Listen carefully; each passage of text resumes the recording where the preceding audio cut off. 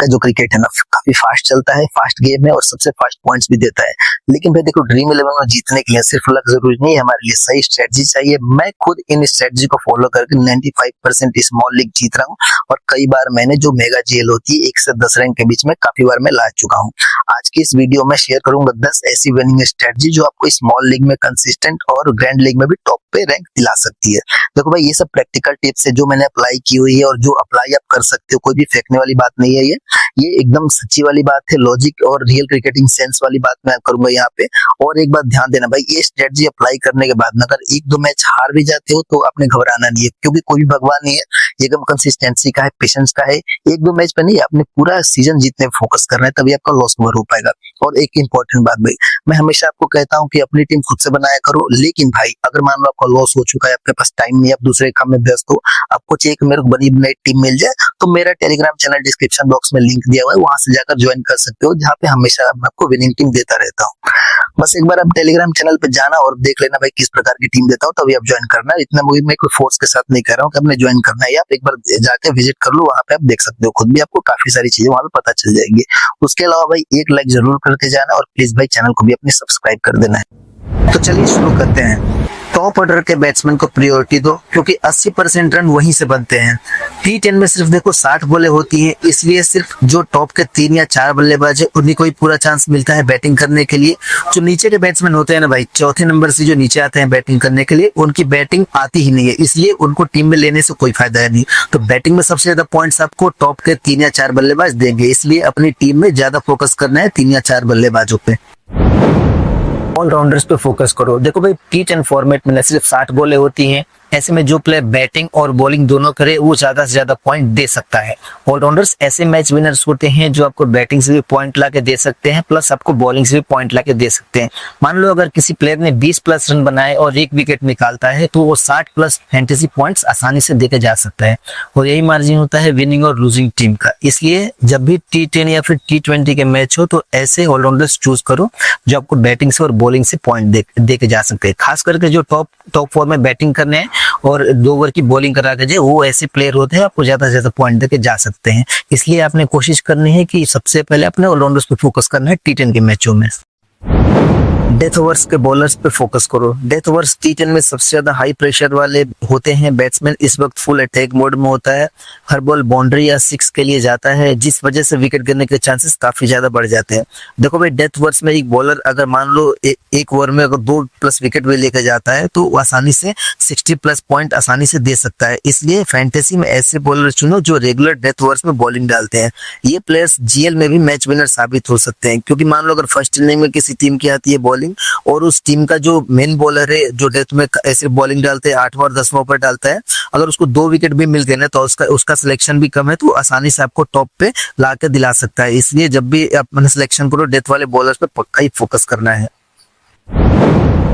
T10 में न सिर्फ 60 बॉलें होती हैं, इसलिए पिच और ग्राउंड का नेचर मैच का पूरा रिजल्ट बदल सकता है। देखो भाई अगर पिच फ्लैट है, ग्रास कम है और बॉल इजिली बैट पे आ रही है तो रन बनाने वाले मैचेस होंगे। इस केस में आपको ज्यादा से ज्यादा टॉप ऑर्डर और अटैकिंग ऑलराउंडर्स लेने चाहिए। अगर पिच थोड़ा ग्रीन है या फिर सरफेस स्लो है तो बॉलर्स को हेल्प मिलेगी।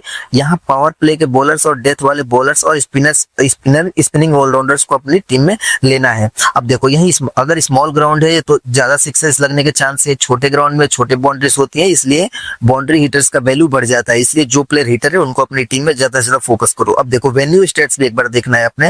देखो भाई पास्ट मैचेस में ना इस ग्राउंड पे अगर एवरेज स्कोर 100 के आसपास है तो मतलब कि बैटिंग फ्रेंडली विकेट है, ज्यादा बैट्समैन लेना है। अगर 80 के आसपास है तो बॉलिंग फ्रेंडली विकेट है, तो अपने बॉलर्स को ट्राई करना है।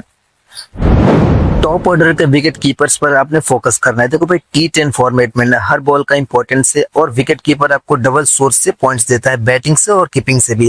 देखो भाई बैटिंग एडवांटेज उसका ये होता है कि अगर कीपर मान लो टॉप 3 या 4 में बैटिंग करने आता है तो उसके पास ज्यादा बॉलें होती हैं फेस करने के लिए और उनके पास मौका होता है रन बनाने के लिए, इसलिए। और उनके साथ भी अगर मान लो कोई हार्ड हिटर विकेट कीपर है तो आपको स्ट्राइक रेट से भी पॉइंट देगा, प्लस यहाँ से बैटिंग से तो पॉइंट देगा ही देगा। प्लेयर्स का बॉलिंग ऑर्डर चेक करो। देखो भाई T10 में ना सिर्फ एक बॉलर मैक्सिमम 2 ओवर ही डाल सकता है, इसलिए कौन से ओवर में बॉलिंग करेगा ये जानना बहुत ही जरूरी है। मान लो अगर पावर प्ले में बॉलिंग करता है, देखो मैच के ना 2-3 ओवर्स पहले में काफी एग्रेसिव बैटिंग होती है, इसलिए विकेट लेने के चांसेस ज्यादा होते हैं। तो जो बॉलर यहाँ बॉलिंग करता है पावर प्ले में, उनके पास बैट्समैन के गलती की वजह से ज्यादा विकेट लेने के चांस होते हैं। उसके अलावा जो बॉलर डेथ के ओवर्स में बॉलिंग कराता है, मान लो कोई बॉलर है पावर प्ले में भी कराता है और डेथ के ओवर्स में बॉलिंग कराता है, मतलब कि डबल इंपैक्ट बॉलर ये कहेंगे। तो अगर वो प्लेयर अगर स्टार्टिंग में बॉलिंग करा रहे और डेथ के ओवर्स में बॉलिंग करा रहे तो दोनों ही तरीकों से आपको पॉइंट देके जा सकता है। स्टार्टिंग के ओवर्स में भी और लास्ट के ओवर्स में भी बैट्समैन हिटिंग करते हैं तो वहां पे भी आपको विकेट दिला के जा सकता है। इसलिए आपने कोशिश करनी है कि जो प्लेयर स्टार्टिंग और डेथ कोर्स में बॉलिंग कराता है उन्हें तो जीएल की टीम में कैप्टन वाइस कैप्टन बनाना है और स्मॉल लीग की टीम में तो अपने छोड़ना ही नहीं, इसलिए ज्यादा ध्यान देना है डबल इंपैक्ट वाले प्लेयर्स पे।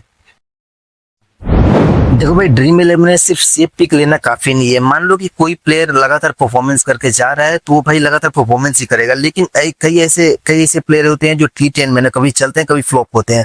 तो मान लो एक मैच से पहले किसी ने 50+ की पारी खेली है और आपने कई बार देखा होगा कि दूसरे मैच में फ्लॉप हो जाता है, तो इसलिए उन प्लेयर्स को आपने थोड़ा सा इग्नोर करना है। पिछले मैच की परफॉर्मेंस की वजह से उसका सिलेक्शन बढ़ गया होता है तो आपने उस प्लेयर को इग्नोर करना है, क्योंकि नेक्स्ट मैच में फ्लॉप हाँ चल भी सकता है, थोड़ा सा आपको रिस्की पिक रहेगा, ये चल भी सकता है, लेकिन आपने थोड़ा सा इसको इग्नोर करना है, थोड़ा सा रिस्क लेना है। अगर इस तरीके से रिस्क लोगे तो आपको बहुत बड़ा फायदा हो सकता है, खास करके जीएल की टीम में। इसलिए जो player hit and miss type के हैं उनको आपने ड्रॉप भी करके चलते रहना है, और लेकिन जो प्लेयर कंसिस्टेंसी के साथ स्कोर करते हैं, जैसे कि लास्ट के 5 मैचों में एक मैच में फ्लॉप नहीं गया है, तो उन प्लेयर को आप ड्रॉप नहीं कर सकते हो। इसलिए भाई जो player hit and miss type player है उनको आप छोड़ सकते हो, अपनी टीम में इग्नोर कर सकते हो, और जो प्लेयर लगातार स्कोर करके आ रहे हैं उनको अपनी टीम में लेके चलना है आपने। पोजीशन टीम के वीकनेस समझना भी जरूरी है।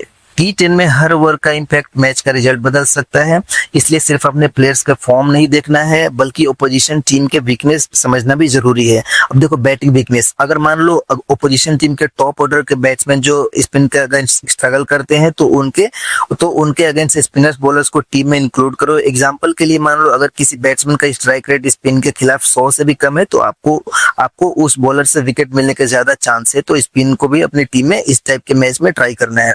बॉलिंग वीकनेस पे ध्यान देते पहले, अगर ओपोजिशन टीम के जो बॉलर्स है डेथ वाले अगर ज्यादा रन देते हैं डेथ ओवर्स में, मान लो अगर एग्जांपल के लिए किसी बॉलर्स का 12 से ज्यादा का इकोनॉमी रेट रहता है डेथ ओवर्स में, तो जो बैटिंग वाली टीम है ना उनके जो हिटर है लास्ट के जो लोअर ऑर्डर के हिटर है उनको भी टीम में ट्राई करके चल सकते हो। ये जीएल की टीम में काफी ज्यादा इंपॉर्टेंट होता है, इसलिए ध्यान देना है। उसके अलावा हेड टू हेड की जो स्टैट्स है उन पे ध्यान देना है। कुछ प्लेयर्स स्पेसिफिक ओपोजिशन के अगेंस्ट हमेशा ही अच्छा परफॉर्मेंस करते हैं, अगर रिकॉर्ड स्ट्रॉन्ग है तो उनको पहले प्रायोरिटी दो। अब देखो मैचअप्स का यूज करो, अगर कोई बैट्समैन लेफ्ट आर्म स्पिन का अगेंस्ट आउट होने का पैटर्न रखता है तो उस मैच में लेफ्ट आर्म स्पिनर्स को अपने टीम में रखो। इन सब चीजों को ध्यान देते हुए आप अपनी टीम बना सकते हो। अगर आप T10 मैच में कॉन्टेस्ट ज्वाइन करते हो तो एकदम से एक ही टाइम पर सभी कॉन्टेस्ट ज्वाइन कभी मत करना, क्योंकि थोड़ा सा रिस्की होता है। इसमें स्मार्ट स्ट्रेटजी ये है कि गैप देके ज्वाइन करो। हर एक कॉन्टेस्ट में लगभग 1 या 2 मिनट का गैप जरूर रखो, क्योंकि T10 में होता ये है ना भाई कि एक ही बंदे कभी कभी क्या होता है सभी कॉन्टेस्ट में मिल जाते हैं।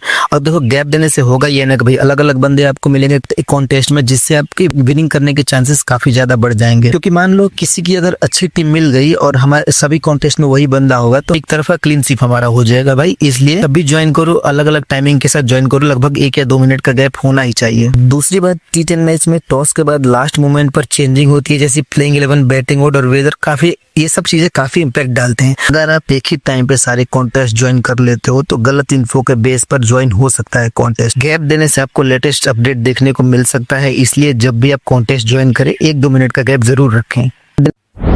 एक ही बार बड़ा कॉन्टेस्ट ज्वाइन कभी मत करना। जैसे मान लो मेरे पास 100 रुपए है मेरे वॉलेट में और मैंने एक ही कॉन्टेस्ट ज्वाइन कर लिया 77 वाला, ऐसा नहीं करना है। अगर 100 रुपए है तो हम 17 रुपए वाले 6 कॉन्टेस्ट भी ज्वाइन कर सकते हैं। अब इससे होगा ये कि हारने के चांसेस बहुत ज्यादा कम हो जाएंगे, इसलिए जब भी ज्वाइन करो छोटे छोटे कॉन्टेस्ट ज्वाइन करो।